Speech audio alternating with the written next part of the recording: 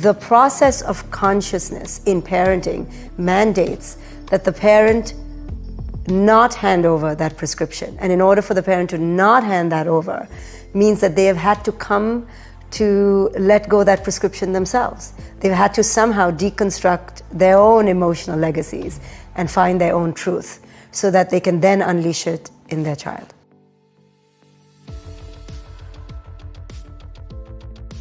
No one wants to look in the mirror, correct?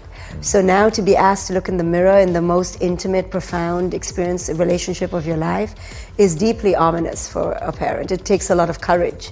But when I came upon it as a therapist working with family after family and observing that here were parents who had completed the checklist. They had financial success. They had emotional longevity in long-term relationships. They had arrived. And yet there was a deep dysfunction or deep disconnection between themselves and their children. So that led me to be curious, well, what is it?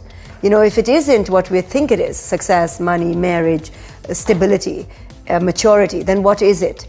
And I began to see that it's this thing that I call consciousness, which is really the parent's inability to realize that there's this thing called conditioning that obscures the ability to see the child for who it is. So because we've been conditioned, we don't even know we're so conditioned. With like cultural norms and stuff? Well, everything. We're conditioned by our own childhood, by the unconsciousness of our parents. We're conditioned by culture in terms of norms, what is right, what's acceptable. And when you say the unconsciousness of our parents, you mean that they've just handed over what they were handed? All their stuff. They've not been aware, they've not been attuned, they've not been aligned, they've just been doing what they were told was the right way to live.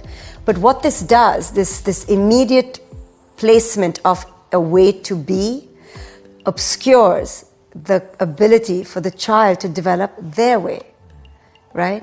They never get to figure out who it is they are. They never hear the soul calling from within. They never hear the beat of their own essence. They just come to be herded into cattle, right? Yeah. And this is where there's a disconnect, because the child is like, hey, see me. And all they see reflected back is the parent's ideation of what they should be. And then the abyss between who the child believes they are and who they feel they should be grows wider. So you have, in adulthood you see all grown-up children walking around lost and aimless, finding who it is they are. Why is it that you're doing this show? To help children, grown children, recover what they once had. And that's a tragedy. Right? Because they had it. We all had it once. So what happens? What happens is that the parent, because of their unconsciousness and their being, completely overwhelmed by conditioning, pluck the child's essence out and shove all this unconscious garbage in, which has never been deconstructed. And they tell the child how to be. Then the child has to go through all their life and then one day have an epiphany or be vomiting on a bathroom floor, overdose, that they begin to say, now I need to find who it is I am. Right. And that's this endless cycle. We're all on it. We're all on reading my books and watching your shows to recover from the parenting we received.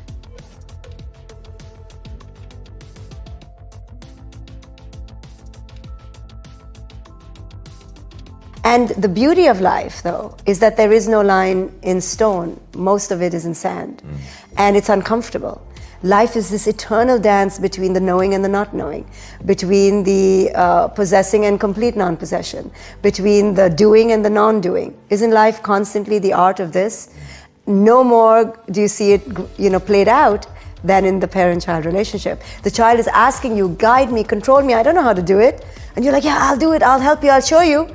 But then you suddenly reach a line where the child can't do it and can't do it your way. So now you have to back off. Then you go in and then you have to back off. You have to be there everything. You have to provide, care for, and give everything, but you can't really own them.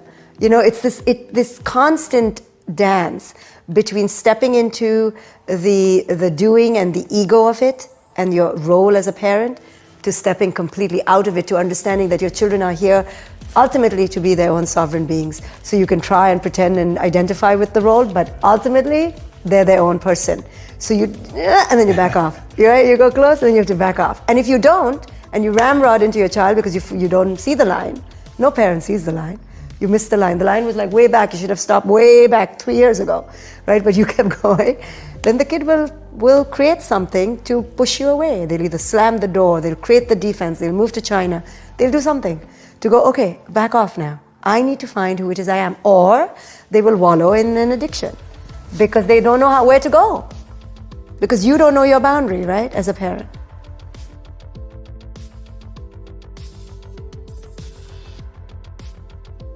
And ultimately, being, as in connecting to the child, must triumph. So all too often you'll see parenting is all about the doing, all about the commands and the controls and the directives, because we feel comfortable in the knowing. But really, the precious jewel of having children is to understand that they come here to teach you how to be, especially young children. They come here to teach you how to be in the present moment. And they ask you to shed your ideas of worth and identity and success. And they ask you to recognize, can you accept me for who it is I am? And you will see most parents do not accept their children for who it is they are, because they're not good enough or great enough or fabulous enough or not some accolade enough, not a degree enough. And then I show parents that the reason they can't do this, accept their child unequivocally for who it is they are, is because they haven't accepted themselves for who it is they are.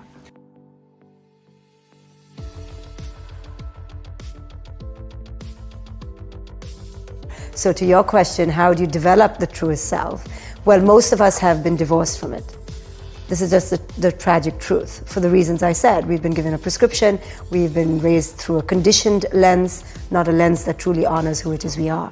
So in order to now recover that, we have to peel back the layers. We have to undo all that has been done to us. So we have to re-question all that we should have never been given answers to, and we should have been allowed to discover on our own, such as, who is God? What is God? What is religion? What is beauty? What is achievement? What is success? What is truth? Right? Those questions, those big life questions should have been led to us, not given to us. We should have been led to discover them. They should not have been given to us packaged, because maybe they don't work for us. And it is through the discovery of those answers that we discover who it is we are. And we discover our relationship with the universe. So we are robbing our children of this valuable process by handing them this list.